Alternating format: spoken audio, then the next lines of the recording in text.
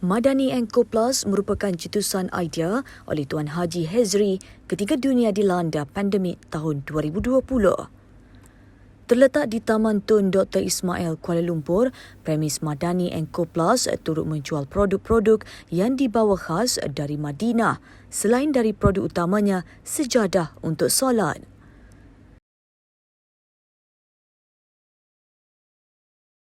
Okay, Assalamualaikum warahmatullahi wabarakatuh. Nama saya Hezri Tasha bin Tamyaz. Idea tercetusnya Madani Co Plus ni wujud ketika mana waktu PKP sedang berlangsung, tahun 2020, yang mana waktu tu tercetus ilham semasa kembalinya saya daripada umrah 2020. Alhamdulillah waktu tu ditakdirkan saya dan keluarga, isteri dan anak sempat untuk mengerjakan umrah, dan dalam masa yang sama juga isteri saya lahirkan anak di sana. Antara dua faktor lah. Satu disebabkan baby Muhammad tu keluar awal daripada tarikh, 2 bulan awal. Lepas tu duduk di hospital selama 2 bulan.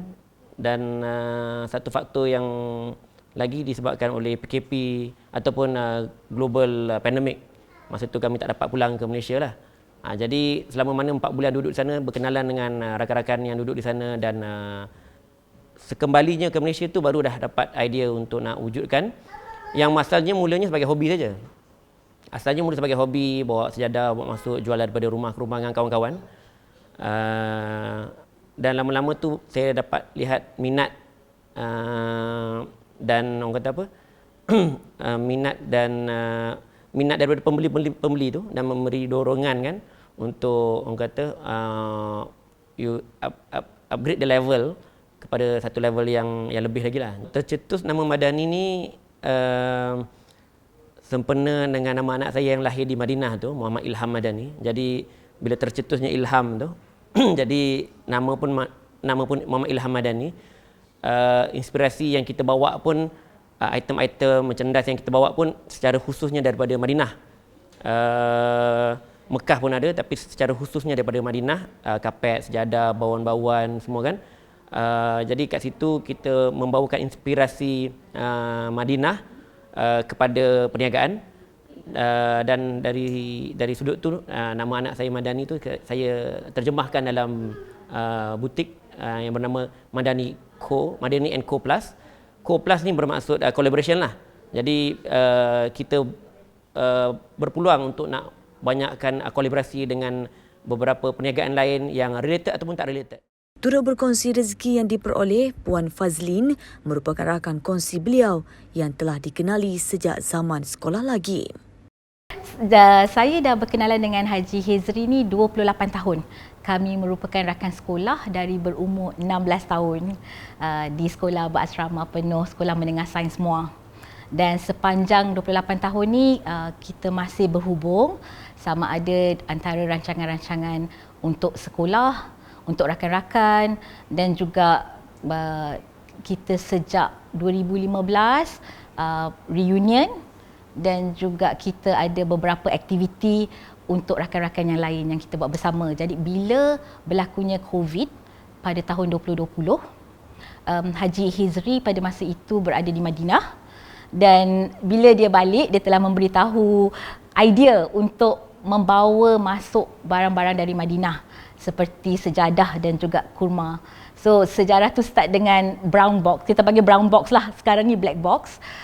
Di mana pada masa itu ialah jualan dari rumah ke rumah, dan bila dia memberikan idea untuk membuat secara lebih komersial, pada masa itu saya pun kata okey, boleh, kita boleh buat. Kita cuba. Selain dari menjual sejadah, Madani Co Plus turut menceburi perniagaan buah kurma dan mula mengeksportasi produk tersebut untuk mewujudkan produk hiliran yang lain. Kita bermula dengan kurma ni kerana pada masa itu tiadanya jemaah menunaikan umrah ataupun berziarah ke Madinah. Jadi stok kurma di Madinah terlebih, dan mereka memerlukan satu cara untuk menghabiskan stok.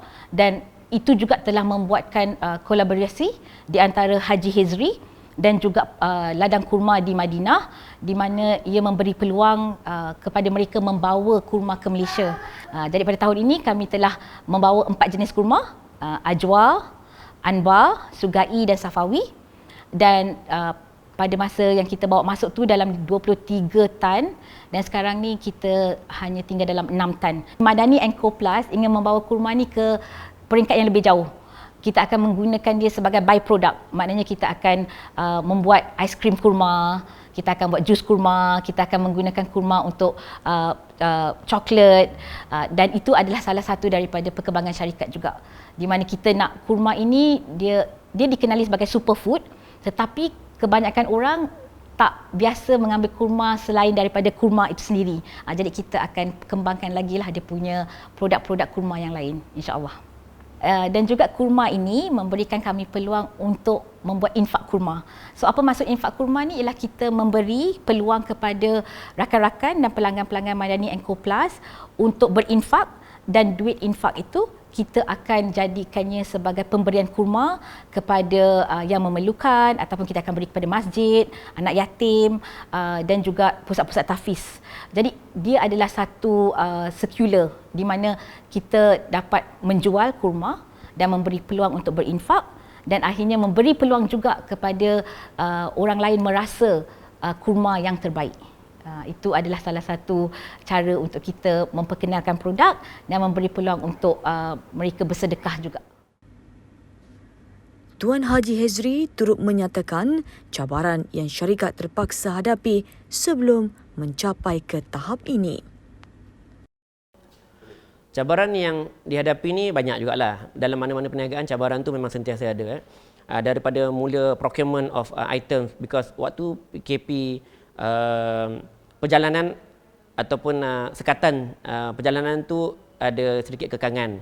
Jadi berurusan dengan terutama berurusan dengan pihak di Madinah, supplier di sana juga merupakan satu kekangan. Tetapi alhamdulillah semua dapat diatasi dengan perbincangan melalui online ataupun emails. Language barrier pun merupakan satu permasalahan awal, tetapi alhamdulillah bila ada beberapa yang pihak di sana yang boleh mampu untuk berfasih dalam bercakap bahasa Inggeris juga, jadi itu memudahkan. Nasihat saya kepada usahawan yang baru nak menceburkan diri, terutama di dalam startup company, satu, keyakinan dan takwa pada Allah, itu paling penting sekali. Walau macam mana pun keyakinan kepada produk, tetapi keyakinan kepada dan takwa kepada Allah itu paling penting sekali. Dan yang kedua, barulah jatuh kepada keyakinan kepada produk. You yakin kepada produk you letakkan konsep kepada produk you, wujudkan kelainan daripada apa yang ada di luar, kerana tak mustahil apa benda yang produk yang kita nak jual tu mungkin dijual oleh beberapa orang di luar.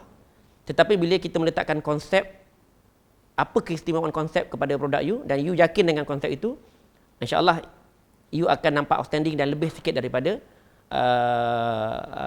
perniagaan lain.